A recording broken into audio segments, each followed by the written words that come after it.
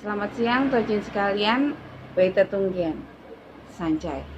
Puji syukur kita panjatkan kehadirat Tien Tuhan Yang Maha Esa atas kasih dan karunia-Nya pada kita semua, sehingga kita beroleh ridho dan rahmat Tien, serta kasih dan karunia-Nya pula lah kita bisa tinggal dan hidup di bumi pertiwi tercinta ini, Indonesia.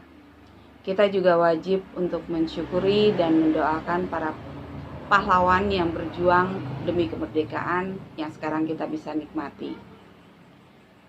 Kita terbebas dari belenggu penjajah.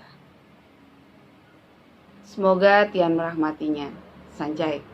Tojin sekalian yang terkasih, perkenankanlah saat ini saya membawakan renungan dengan tema peran perempuan Konghucu Indonesia, peran perempuan Konghucu di era kemerdekaan. Sudah 75 tahun kita merdeka. Merdeka bagi setiap rakyat Indonesia. Merdeka bisa diartikan dengan bebas. Bebas dari penjajahan, bebas dari belenggu, bebas dari intimidasi orang lain terhadap diri kita. Tapi di saat dimana kita mulai untuk memasuki era new normal karena efek pandemi COVID-19 yang melanda negeri ini, bukan negeri ini aja tapi seluruh dunia, kebebasan atau kemerdekaan yang kita rasakan akan agak sedikit berbeda dengan kehidupan kita sebelumnya. Semoga kita semua bisa melewatinya. Sancai. Berbicara tentang perempuan, tidak sedikit kajian yang menyebutkan perempuan dan anak adalah kelompok yang sangat rentan sering mengalami berbagai masalah, seperti masalah kemiskinan, bencana alam, kekerasan, konflik, dan lain sebagainya. Bahkan di era emansipasi seperti sekarang, perempuan acap kali dianggap sebagai kelompok golongan kelas kedua, sehingga tidak memperoleh persamaan hak dengan laki-laki. Perempuan dinilai hanya becus dalam melakukan pekerjaan yang berkaitan dengan rumah tangga. Padahal perempuan bisa menjadi aktor strategis di dalam pembangunan. Tidak hanya pembangunan di desa-desa, tapi juga pembangunan secara nasional yang dapat mengubah kehidupan masyarakat Indonesia menjadi lebih baik dan sejahtera. Mengingat perempuan adalah pendidik pertama di dalam keluarga, maka peran perempuan, apalagi seorang ibu, yang paling utama adalah cara dia mendidik anak-anaknya. Oleh karena itu, perempuan Konghucu harus mampu menciptakan karakter yang baik bagi anak-anaknya. Sebagai contoh teladan adalah Ibunda Mengce, yang begitu gigih berjuang demi keberhasilan putranya, melalui tindakan dan juga perilakunya, sehingga Mingce menjadi seorang yang mulia. Ibunda Mingce rela untuk berpindah tempat tinggal dari satu tempat ke tempat yang lain demi mendapatkan pendidikan bagi anaknya. Kita juga wajib mengajarkan anak-anak kita untuk berperilaku satya kepada Tien, juga berlaku bakti. Berbakti kepada orang tua, juga kepada leluhur. Sehingga kita dapat menjadikan mereka anak-anak yang penuh cinta kasih.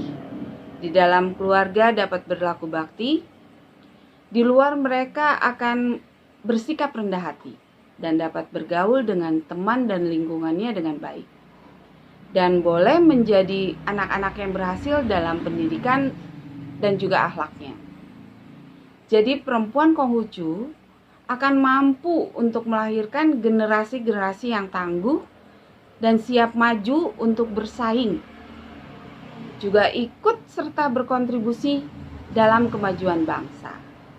Itu kita bisa lihat dalam kitab sesu kita, di dalam kitab Taihak bab 9 ayatnya yang ke-1. Saya bacakan. Taihak bab 9 ayat 1. Adapun yang dikatakan untuk mengatur negara harus lebih dulu membereskan rumah tangga. Itu ialah tidak dapat mendidik keluarga sendiri, tetapi dapat mendidik orang lain, itulah hal yang takkan terjadi. Maka, seorang kunce, biar tidak keluar rumah, dapat menyempurnakan pendidikan di negaranya. Dengan berbakti kepada ayah bunda, ia turut mengabdi kepada raja. Dengan bersikap rendah hati, ia turut mengabdi kepada atasannya. Dan dengan bersikap kasih sayang, ia turut mengatur masyarakatnya. Nah, itu sedikit dari sabda Nabi. Itu kiranya menjadi acuan bagi kita semua. Nah, seiring berjalannya waktu, perempuan mulai bangkit dan berhasil membuktikan bahwasannya keberadaan mereka layak untuk diperhitungkan. Kecerdasan dan kepiawaian seorang perempuan, apalagi perempuan-perempuan Konghucu, tidak bisa dianggap remeh karena telah turut berkontribusi terhadap pembangunan negara.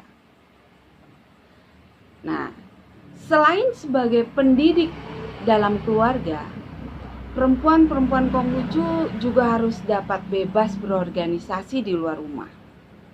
Contohnya, ikut berperan serta berorganisasi dalam wakin atau perkin.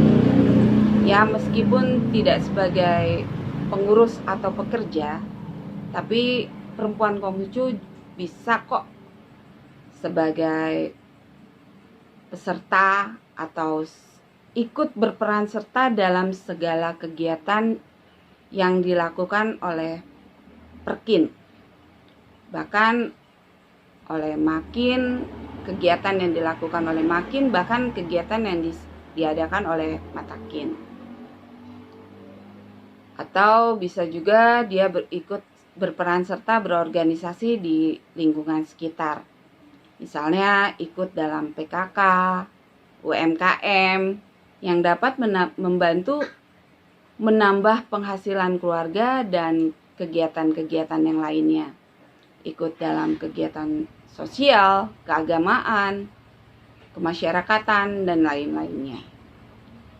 Karena banyaknya peran yang dapat dilakukan seorang perempuan, maka perempuan Konghucu juga mampu berperan serta di dalam kemajuan negara, meski dilakukan dari rumah.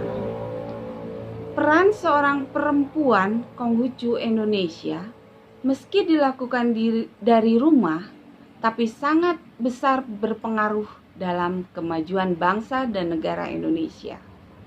Jadi, kemajuan sebuah negara atau pemerintahan tidak terlepas dari peran seorang perempuan.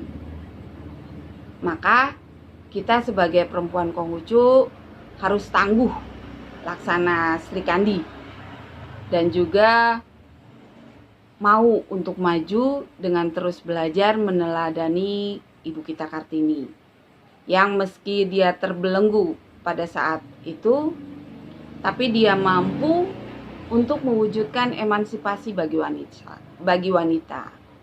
Nah, sebuah bangsa tidak mungkin berkemajuan bila perempuannya jauh ketinggalan. Itu saya dengar dari Ketum Matakin. Maka dari itu, perempuan harus cerdas dan mampu untuk mengambil keputusan. Oleh karena itu, kita sebagai perempuan-perempuan Konghucu Indonesia harus mampu menjalankan peran kita sebagai pendidik dalam keluarga. Juga mampu ikut serta dalam segala kegiatan di luar rumah. Hidup perempuan Konghucu Indonesia. Demikianlah para Tauchin sekalian, renungan yang dapat saya sampaikan. Semoga bermanfaat bagi kita semua, khususnya perempuan Konghucu. Terima kasih. Marilah kita berdoa agar kita selalu beroleh perlindungan dari Tien, supaya kita semua diberikan kemampuan untuk menjalankan peran kita sebagai perempuan Konghucu Indonesia dengan sebaik-baiknya. Semangat para perempuan, selamat berkarya dan sukses. Tien senantiasa beserta. Wei Ketung Tien. Sanjak.